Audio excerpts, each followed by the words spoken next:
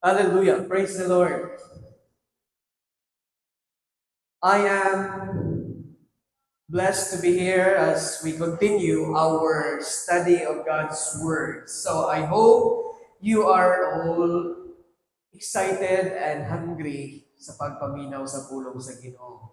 Okay, so if you are ready, atong sugdan ang ato ang pagpadayon sa pagtuon sa pulong sa Ginoo. So, um, if you were here for the past mga Sundays, atong gisugdan kini nga laray sa pagtuon kining tawag na to nga creating community.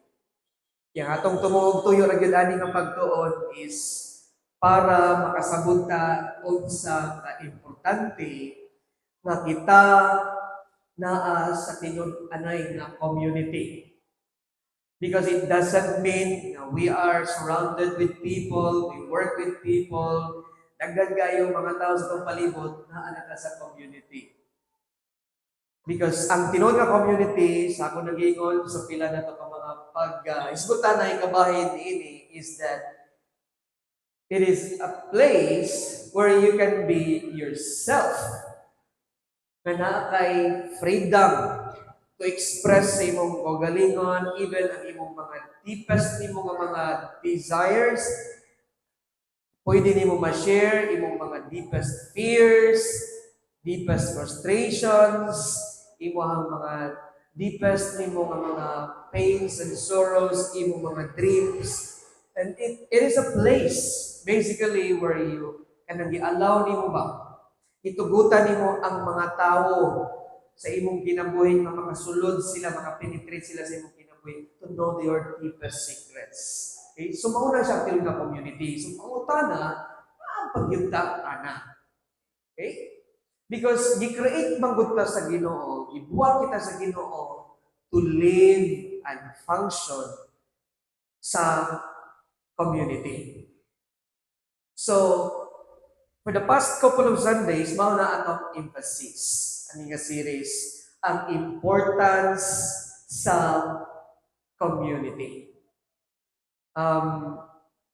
We need to be reminded over and over again na gi-create kita sa Ginoo para maka-connecta sa mga tao na atay ka nagitawag ng meaningful ng mga relationships because we are social beings. Okay? Okay, there's a danger kung dili ka makakonect sa mga tao if we are going to isolate ourselves. Right? So, if you remember for the past couple of Sundays, klaro gyud kayo sa pulong sa Ginoo nga it's not good to be alone. Dili maayo na mag-inusara. Or in other words, dili maayo na magkinabuhi ka sa kalibutan na wala ka na connect sa community. It's not good for men to be alone. That's what God said when He created Adam. Right? So, even though we've been hearing the truth about, man needs God. Because there is God-shaped hole in every man's heart that only God can fill in. Tinood na siya. Pero, naapoy kamatuuran na there is also a man-shaped hole in man's heart, in human's heart, that only man can fill in. Okay? Kaya even ang Ginoo will not fill it up. He chose nga ang tao may pagka-fill anak para ma-experience yun sa Ginoo ang itawag na kanang meaningful relationships. So, I hope hinahinay na to ni siya na kuha, na-absorb na to because we are on our way as we are envisioning sa atong church na one day ang atong church will be a church na na-enjoy kanang mga sort of communities, small groups. Because if we are going to really pursue discipleship, we've learned that life happens best, or ang transformation happens best in the context of intentional relationships. Kanang intentional na relationships mag God, kanang tinun-anay na relationship, mahantabo ra na siya kung naa ka among with people Kana kay common. Now you have common grounds. You have common, dreams, common desires. You have a lot of things in common. Okay? So that's our dreams at our church, and I'm looking forward to it. Excited ko. So that's why emphasize na ko ni siya, at saka importante din siya so that everyone can embrace the importance of community. Right? Another thing that we have learned so far is that kini siya, dream ni siya sa Ginoo sa atua.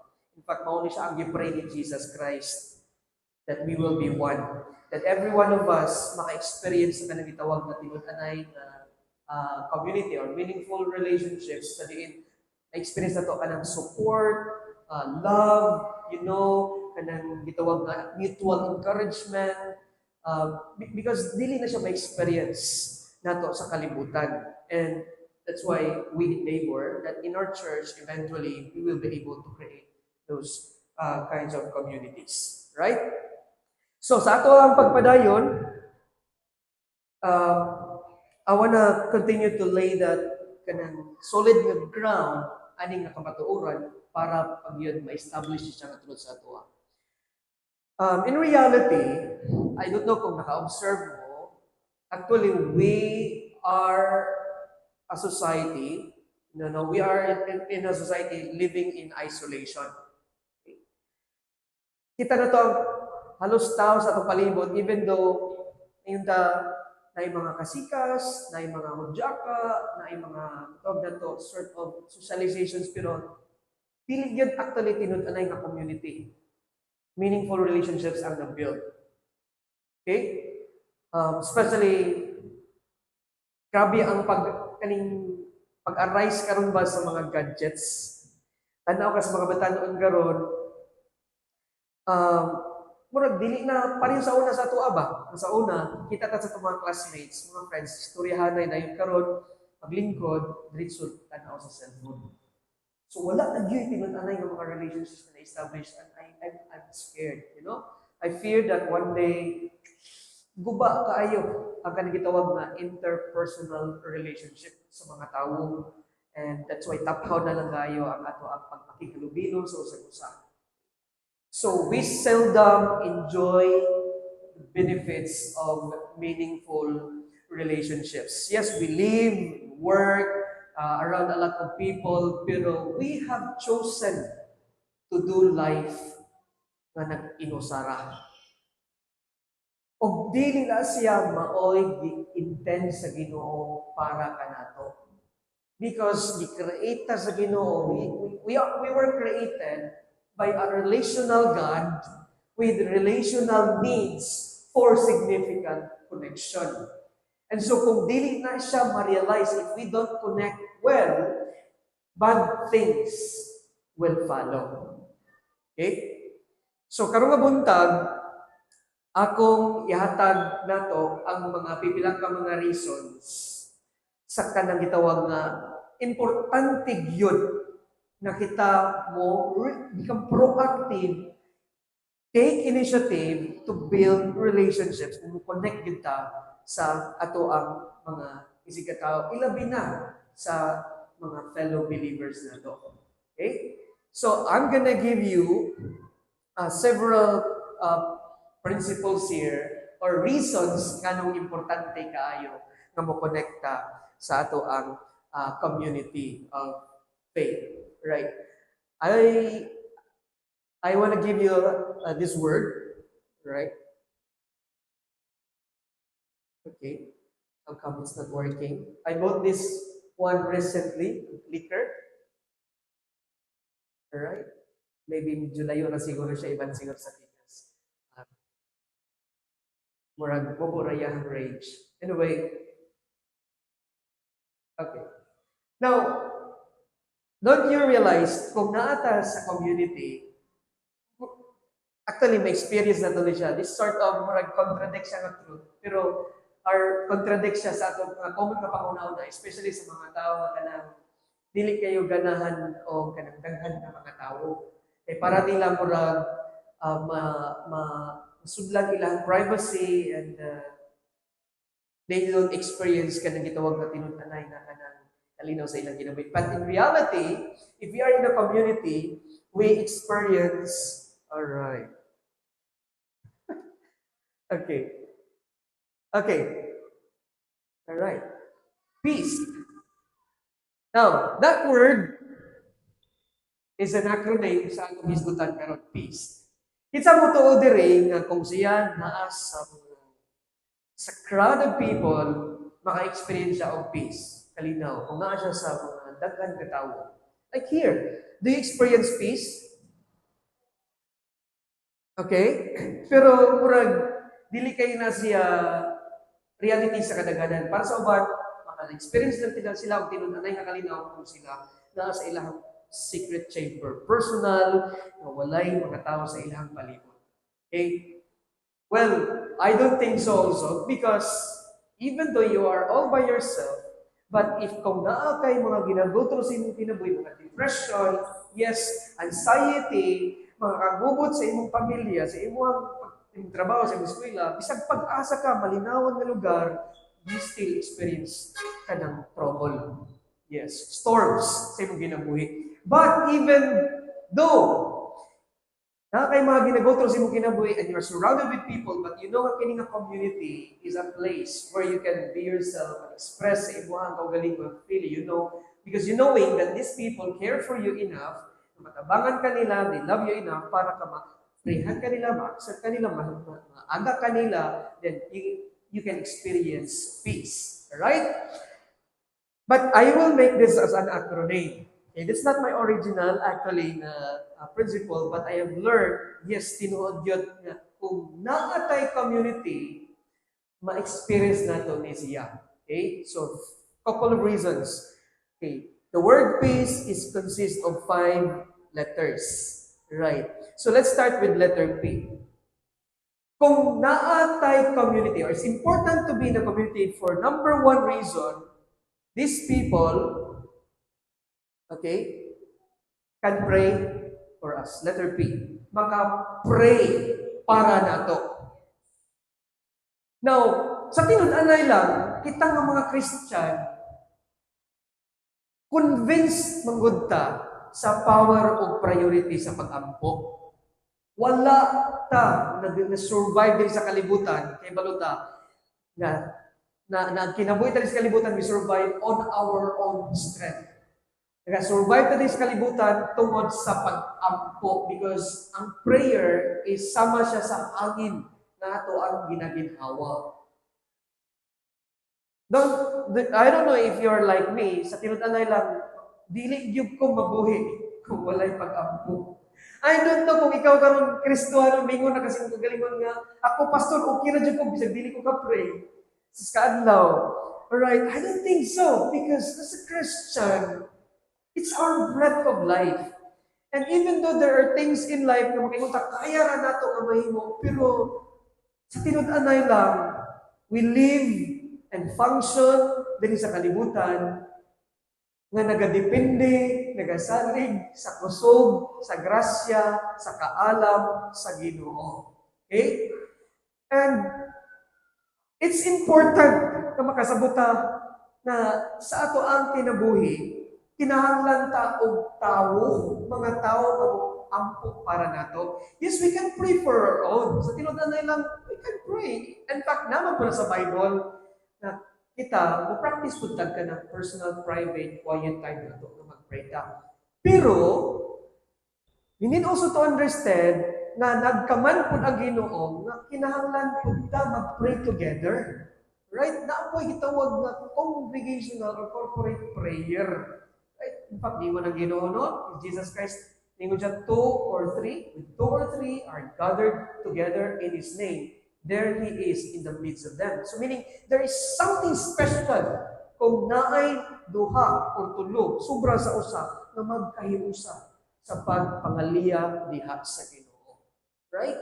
So, kung natay community, na sa diin, makashare ta sa unsay ato mga ginagotro sa kinabuhi, mga struggles nato, mga frustrations nato, mga pains nato, mga sores nato, then we can ask them to pray for us. But kung wala tay community sa atong ang kinabuhi, then kita ra gyud mag-inusara na mag-ampo sa ato ang kaugalingon. But you know what? In the Bible, naatay mga powerful examples na makita sa kining gitawag na kung mag-pray ta for one another. Aghan, I'm going to highlight only one. I don't know kung familiar mo sa story ni Peter. Ibalo ba mo nga si Peter na priso? Okay? Ipriso sa panahon ni King Herod because of, nagpagamit siya sa Ginoo because of his boldness sa pag-proclaim sa gospel. And before him, King Herod ordered execution sa kay James, the brother of John. And it pleased the Jews. And so, para niya, nalipay ang iyang ginsakpan na siya gi-execute na follower ni Jesus Christ. So, iyang giporso si Peter o iyang gipapriso. And, makaingon ka, sa sitwasyon ni Peter, imposible na si Peter maka-escape. Because gigwardyahan siya og 4 squads of soldiers. And every squad is na 4 soldiers. So 4 times 4, pila tanan ka soldiers? 16. May imposible kayo siya makagawas. But the church, his community of faith, prayed for him na siya ma-release from prison. In Acts chapter 12, verse 5, so Peter was kept in prison, but earnest prayer for him was made to God by the church. So it's good to be in the community of faith. It's good to be in the church. And how much more kung naakay ka ng small group wherein you have a relationship with people na maka-share ka sa imuhag yung mga ginagutos mong kinabuhi and they can pray for you. Right? Sa kay Peter, imposible na yun sa iya ma-release. Pero, because of the earnest prayer, kabalo ba mo sa eventual result, miracle kaayo ang gibuhat sa Ginoo. Nagpadala ang Ginoong angel. And, giabrihan sa angel ang prisuhan. He was in chain. Gikadinan siya, giputol sa angel ang chain. And then, nakapass through sila sa mga soldiers. Na para ni Peter, siya ni tinuloy or vision. Or para niya wala vision. Until na nakagawa siya. Naka-experience siya og miracle. Tungkol sa mga pag-ampo siya. You know what? Kung ato ni-apply sa itong kinabuhi, I think many of us will experience miracles. I think usa sa mga reason ganun, tangkan nato o mabiso. We only seldom hear people or Christians share silang testimonies of mga miracles na gihimo sa Ginoo sila because they don't ask the people of God to pray for them. Kung na sila yung mga struggles silang kinabuhi, na sila yung mga ginapakatubang ng mga kalisdanan, mga difficult situations, they only pray for their own. Mahanlok sila mo siya sa upan. Kaya para nila, ay, basi niya, i-judge ko, ikadasukay na, ko aning struggle. You know what? That's the reason tingali nga wala ka experience of breakthrough sa imong kinabuhi. Kaya wala ka nagpa-pray sa imong mga isunan. I'm so thankful. And you know what? I'm touched, I'm blessed. If na ay mga kauban nato diri sa church baga ka nang papra og message sa ato ang group chat, please pray for me. I am going through something. You know what to say right response at church? We will pray for you. You know what? I believe one of the reasons successful ang kay Rhea na demonstration, she got the highest because we prayed for her. Everyone prayed for her. Okay? Now, yung sa kaigsoon, usa sa mga nag-support sa ato ang ministry sa una sa Bayawan, sa naapay siya sa gawas, iyang anak na dalaga, balik-balik sa tiil, po sa Facebook, and nagpa-pray siya. Okay. And so, 2 Sundays ago, or 2 days ago, I think, ni undergo ang operation yung bata. Alamara kayo, babae na ha, isog kayo nga tubang sa operation, and successful. Because daghan ang nag-pray siya. Gipost niya sa Facebook, daghan ang iyang gipasalamatan. I thank you for this church. I thank you for this church. I thank you for this church. Daghan kayo mga churches, nag-pray siya. Kami, nag-pray man po niya. Special mention, thank you for GP Bayawan nila, the Pastor Mitch. Okay, wow. I'm touched, you know what? Because you are part sa tubag sa Ginoo. Sa unsay na experience nila na kalampusan. So mga igsoon, dili nato i-take for granted ang power sa prayer. Do we want to experience miracles? Let's ask other people to, let's make ourselves accountable to other people by asking them to pray for us. Okay? Kay, kung ato nang himuon, dili na to ma-underestimate kung sa pagaymoon sa Ginoo. God's word says in James chapter 5 verse 16, therefore, we are to pray for one another, confess your sins to one another, and pray for one another, that you may be healed, even healing. You know? The prayer of a righteous person has great power as it is working. So, community is important because usa sa mga rason na ato ang ma-experience usa sa mga benefits na kung naata sa community is na ay mga tao na makaampo para nato. Okay? Ikaduha. Unsay sunod nga letter? E. Right? Exhort us. Exhort us. Pasabot ana na ay tawo nga makaistorya nato kung kinahanglan ta istoryahon because tingali naatay mga ipanghimo sa atong kinabuhi nga kinahanglan ta i-correct, kinahanglan ta badlungon, kinahanglan ta sultian para ta maaligmata. Importante na siya sa ato ang kinabuhi. Right?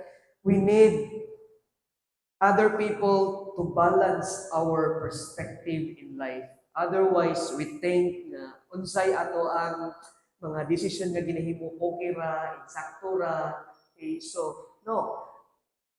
That's the result of getting isolation. Kung ikaw ra usa para nimo, ikaw ra tanan insakto. Pero kung naka sa community, people around you will tell you, okay, it's not right. Okay, it's wrong. Okay, you need to do this. You need to do that. Right? So naay maka-exhort sa atoa. Because sa tinud-anay lang, ang ato ang kinabuhi, daghan ta kay mga decisions nga ginahimo. You know what? Okay lang sa mga minor decisions. Dili ta kinahanglan og kanang istoryahan ta. But sa mga major nga mga decisions, kinahanglan gyud ta og inputs, kinahanglan gyud ta musik og wisdom sa uban nga mga tawo. Right. In the Bible, we find an illustration, classic illustration, nakita na to in 2 Samuel chapter 12 verse 7 sa story ni David. Kaya balo ba mo sa initabo ni David? Si David nakakommit siya ng adultery sa kay Bathsheba. Dayon, padayon na siya siyang kinabuhi. But good thing, naa siya yung Nathaniel, Nathan sa iyang kinabuhi. Si Prophet Nathan, maoy, ni istorya niya. In verse 7 sa chapter 12, Nathan said to David, you are the man. Isultian siya ni Nathan, nasayop yung gibuhat, nakasala siya, i-confront siya. Thus says the Lord, the God of Israel, I anointed you king over Israel, and I delivered you out of the hand of Saul. Right? Every one of us, kinahanglan tag-Nathan sa itong kinabuhi. Okay? Kinahanglan ta na someone, istorya na to, Inday, Dudong, Brad, dili maayo na ang imong gibuhat. Uy, nakasala ka. Please don't make right with God.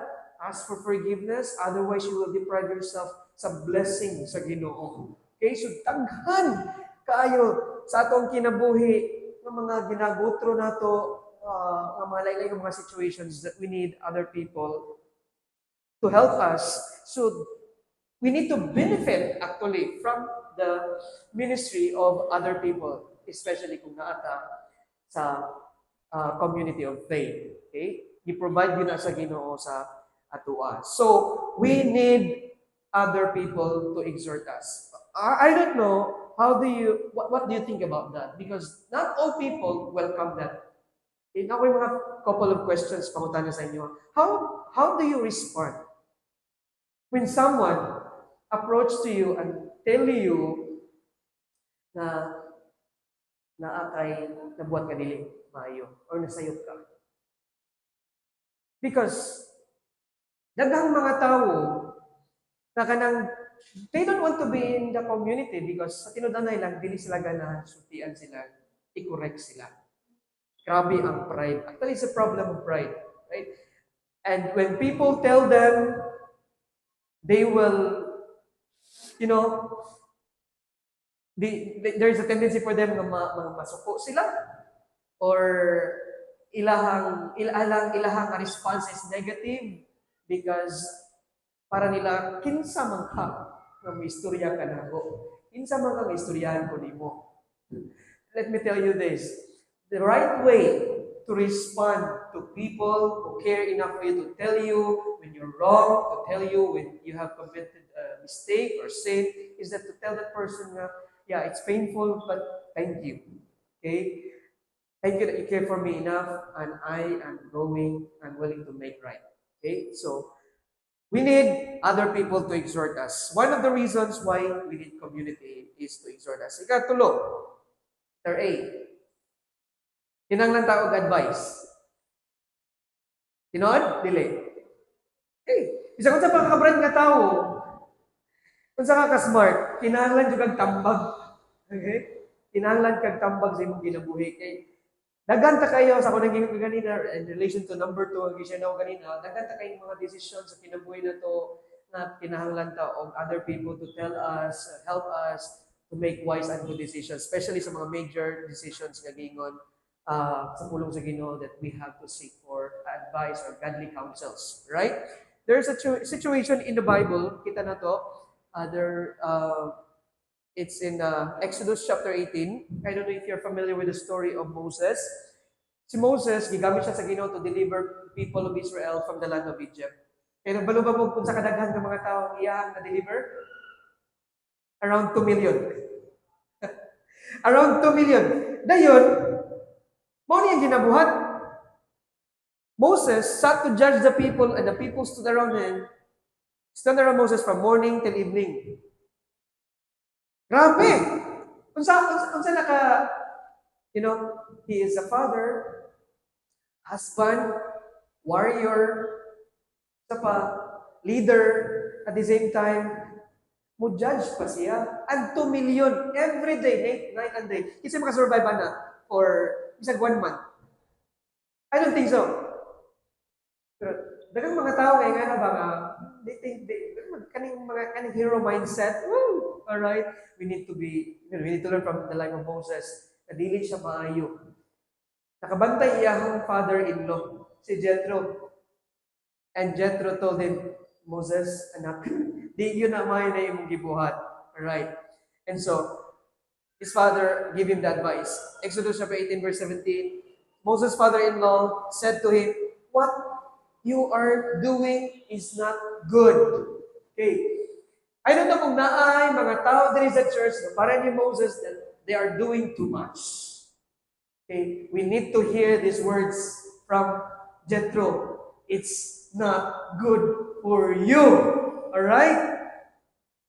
You will be worried. You will die. One step at a time. Doing too much will accomplish little. Right? Just focus on what is important. Okay? Less is more. Alright, so mo nagingon ni Jethro sa kay Moses. And, kung sa may gibuhat ni Moses, do you think? Moses, alright, the next one siya okay, Jethro said, you and the people with you will certainly wear yourselves out, for the thing is too heavy for you. You are not able to do it alone. So, good thing Moses was humble enough to listen to his father-in-law. Ang insay gibuhat is iyang gitake ang advice sa iyang father-in-law. And so, in every certain group of people, sa 100 na siya i-appoint ng usa, sa 50 na siya i-appoint ng usa katao ng magdala, sa 10 na and then katong mga major na mga situation or issues, then one to sa iya personally. Right? So, advice is important. So, usa sa mga benefit nato sa ato ang community, mga igsuon, kung kita connected ta well enough to community and we have meaningful relationships, is na ay mga tao nga muhatag nato og tambag. sa panahon nga kita mohimo og mga major decisions. Okay? Mga batanon, even sa pag-involve sa ato ang mga pag-involve sa relationship, opposite sex, kinahanglan mo tambag, ayaw di mo desisyon nga kamo-kamura. Kaya nga naman, ang tendency nato, which, make decision based on our own feelings. Sa ato ang panguna-una nga kahingkod pa or kaning batanon pa, di pa nga kahingkod, dili ka makahimo og mga may nga desisyon. Right? Sa mga married couples, namoy mga ginabo through marital relationships, nga trouble in your marriage, seek advice. Seek advice. Godly counsels. Sa mga nagapangita og kanang insakto nga trabaho, sa inyong nga career, you are having crossroads, seek advice. Okay? But I believe we can only experience that kung kita na sa community. Okay? How can we ask people to give us advice if we don't have a relationship with that person? Wala tayo, salig ka na nga tao. Okay? So that's why importante na agad tayo matawag na tinud-anay nga community. Right? So, usa na siya sa mga importante na mga reasons why we have to get involved into community so that we can establish meaningful relationships. Unsa kanina? Unsa kanina katulong? Okay, advice. Number 1, they can pray for us. Number 2, exhort us. And number 3, advise us. Okay? Ika-4, to carry us. Okay? Now, I'm not talking literal nga pag-aswat sa ato, ha? Alright. But, to carry us panahon na kita nasa ilalim. Nakasulay ba mo that you hit bottom rock before? Ako kasulay dyan ko, anak, nga murag yung ko kitabunan o kalibutan nga makaingon ko murag kapoy na kani kayo ipakod sa imong hidanan nga murag ganaan na lang kamulubog tibuok adlaw way kana sa kinabuhi nakaingon ako ato nga time mura naman dagway ko experience of depression di na ko kay balot sa buhaton wala na gana grabe ka discouraged right daghang mga tao nga regularly they're experiencing discouragement. They need people to encourage them. They need people to lift them up. Right? So, we need people. That's why we need community. Nga maoy mo tabang na to sa pag-agak na to panahon na kita nagakaluya. Right? Na illustration sa Bible, sa New Testament, na because of his friends who carried him, he was able to experience healing. The paralyzed person, okay? Good thing he has friends, right? In Mark chapter 2, verse 3, and they came bringing to him, sa kay Jesus Christ, a paralytic carried by 4 men. Because of his 4 friends, he was able to experience kaning itawag nga pag-agak sa iya literally para madala siya kay Jesus Christ para maayo siya sa iyang pagka-paralyzed, right? Katong nga tawo ganahan jud siya kayo maayo siya. Ganahan siya mo kay Jesus Christ, but kung iya tong himon siyang kaugalingon, imposible kay ito siya. But good thing iyang friends na makatabag sa iya ha. So sa ato pong kinabuhi, we need people to help us, to carry us sa mga different situations na gatubang. Maybe we are, or some of us are experiencing some kind of struggle for years. Papakita ka experience of breakthrough, freedom, maybe addiction of some sorts. Okay? Because we don't have people to carry us. Sa ito ang mga marriage, sa itong marriage relationship, nga nag-struggle ta, wala tay mga tao nga niagak sa atua. Or maybe sa inyohang issue sa pamilya, okay, sa inyohang relationship among your loved ones, sa pana sa imong trabaho, walay mga tao nga niagak nimo. And that's why wala pa ka naka-experience of breakthrough. Right? So, importante yun ang community, mga kaigsuunan. Recently, my wife, na siya friend nga naa siya sa taas nga posisyon sa iyang trabaho. But kalit lang nawalan siya og trabaho. Unfortunately, this woman dili siya believer, a very devoted Catholic. Pero they are good friends akong asawa, and I think naka-sense siya nga my wife can help her, can encourage her, makaagak sa iya, sa iya mga, sa iya gina-struggle karon. So, that's why, I remember a couple of, I think last week, requested siya na pwede siya maka-stress sa akong asawa, para lang din siya makapura sa iyang kagalingon. And ko nga, katulugon na kayo ito akong asawa. At kakapoy na siya kayo, siya, dear, sabi niya akong tubay niya istorya, matulog na ko, ikaw, dear, this might be your chance. And ko nga, this person is probably seeking someone just to listen sa iya, ipon sa kay, maybe she's going through situation nga lisod kayo. Good. Kumaminaw ka ako, I have not heard her, I did not listen sa ilang conversation, pero share si Joyce ako, depressed kayo siya actually, makakuan ka sa situation. And so, time to time, communicate siya sa asawa, pour out na siya, and my wife is also sharing some, words of encouragement sa iya. Okay. Unfortunately, wala siya community. And so she only found that my wife can help her. So hopefully one day, hindi siya makonect na to niya sa Ginoo. So please pray sa kaning mga tao ngayon, di ba? Out of the blue, kung sa Ginoo sa imuha, you know what, the best answer is for this person to makonect siya sa kay Jesus Christ and eventually makonect siya sa mga katawhan sa Ginoo. Right?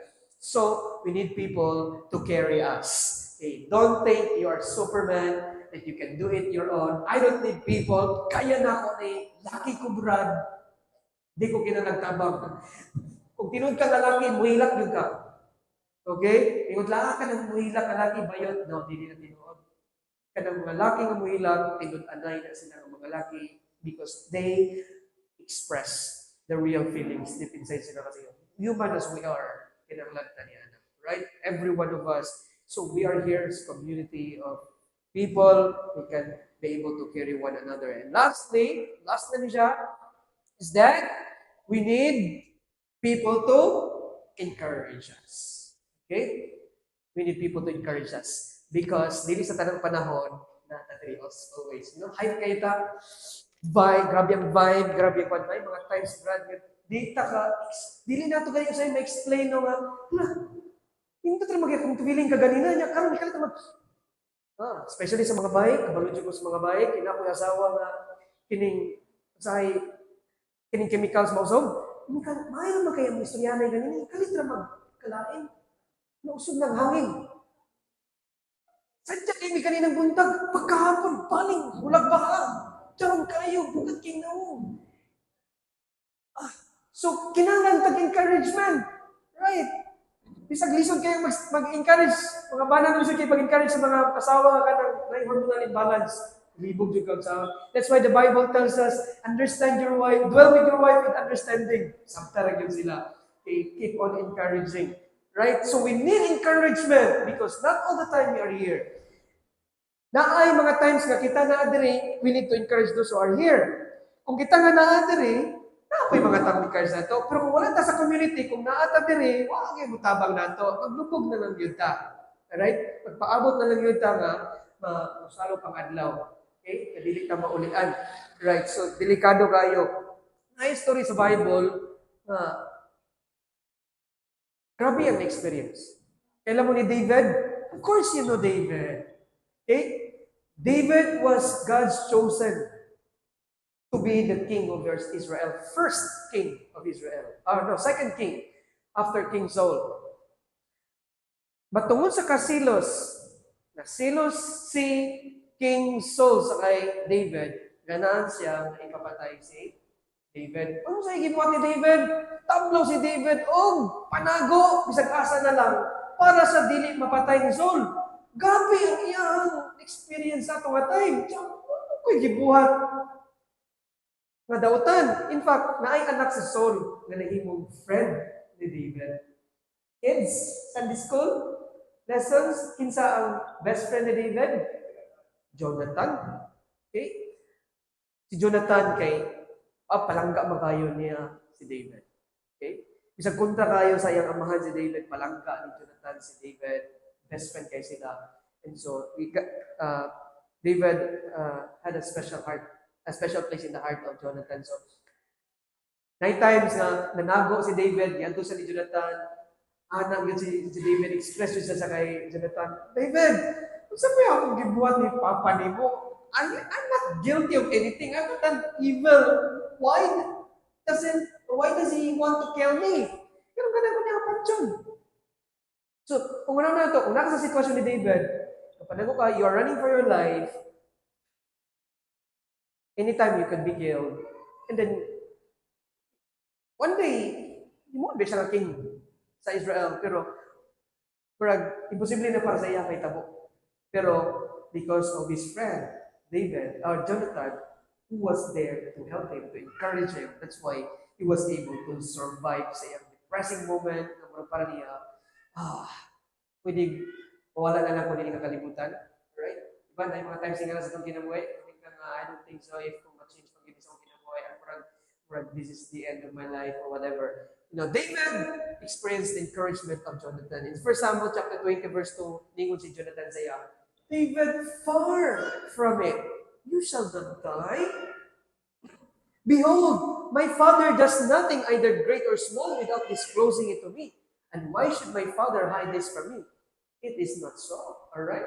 Good thing na si Jonathan to encourage him. Eh para ni David, paano yun? Brag, wala na ko yun. Chance ali nga ma-survive. So sa atong life, kinalang kag Jonathan. Right? And hopefully, we find that Jonathan in the community of faith. Mga Kristohanan ba? Okay, yes, natin tayong mga friends sa unbelieving world, you know, natin mga, pero lahi ra gyud actually kung ang imuhang friend na tinud-anay is naa sa Ginoo. Okay? Because they are there to push you, to help you, to draw closer to Jesus. Okay? Naiuban ng mga friends na to na nasa kalibutan na ang ilang, yes, tabang sila, pero ang ilang katuyuan, it's not more on for you to grow in your relationship niya sa Ginoo, but malayo yun ka sa Ginoo. Okay? Kaya naman, kung malayo ka, or kung mapadool ka sa Ginoo, of course, malayo ka sa ilaha. Because kay maluman sila nga, dili sila kasabay sa imuha. So they will try their best as much as possible to draw you away from God. So we need people, we need community to help us, to encourage us, because we are vulnerable sa mga nagkalaylay ng mga situations ng kinabuhi. And that's one of the benefits kung nata sa community of faith. In Hebrews chapter 10, verses 24 and 25, niingon po sa Ginoo, and let us consider how to stir up one another to love and good works, not neglecting to meet together, as is the habit of some, but encouraging one another, and all the more as you see the day drawing near.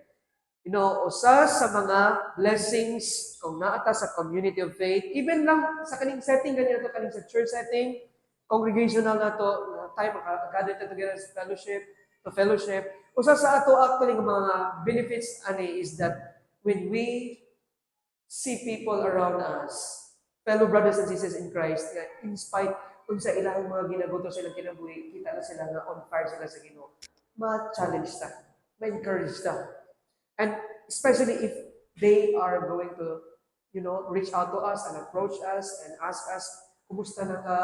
Is something wrong? Something going on sa kinabuhi? And then you have the freedom to share, and then you will say, I will pray for you. Power kayo, nindot kayo na siya. So how much more kung one day naana tayo small groups at church where we can be able to really, you know, confide, kanang free ka nga mo, share sa imuhang mga struggles, what's going on in your life, and then maka-pray sila sa imuha, maka-encourage sila sa imuha. Okay? So don't neglect our fellowship. Kining Sunday na to, gathering, ayaw dyan ninyo ni siya kaligtain. Kung mahimong man lang, ako rin yung challenge sa muno, because this is somehow an initial step that we have to practice. Kung dili tag absent sa pagsimba, maka-carry na to ni siya ka practice sa ato ang small group one day na mangin consistent ta. Okay? So we have to start from here. Okay? Challenge na mo kung dili ragyod kinahanglan mo neglect sa fellowship. Okay? Okay, ang imuhang situation makaya ra. What I mean by that, if it's not between life and death the situation, don't neglect it. Because the Bible tells us, don't neglect it as much as possible until si Jesus Christ mo balik. Nindot kayo nga hutod sa pagbalik sa Ginoo, makita ta niya nga nagatigog ta. And ang benefit na to the church, kung nag-gather ta, is to stir up one another to love and good works and to encourage one another. Okay? So, may God bless us sa ato ang nakatunan karon. I hope and pray na ma-establish niya sa principle sa to. Okay? Always remember, two are better than one. Okay? Two are better than one. Okay, and we are better together. We are all about relationships. Okay. Sa ako nagingon last time, ang ato ang relationship with one another is the final apologetic. Sa kalibutan, they look at us, and if we practice kanang meaningful relationships, mingon sila, ganahan lagi ko, anak ng grupo, ganan ko anak ng church, ganan ko anak ng community, I want to be part of it. Kaya wala na ako na-experience sa trabaho. Wala na ako na-experience sa eskwelahan. Even wala na ako na-experience sa akong pamilya. Mas mayo pa makapil ko diha. So let's pray that we will be able to make it our culture diri sa church. Right? So, wala pa naman na itong series. We will still have couple of messages.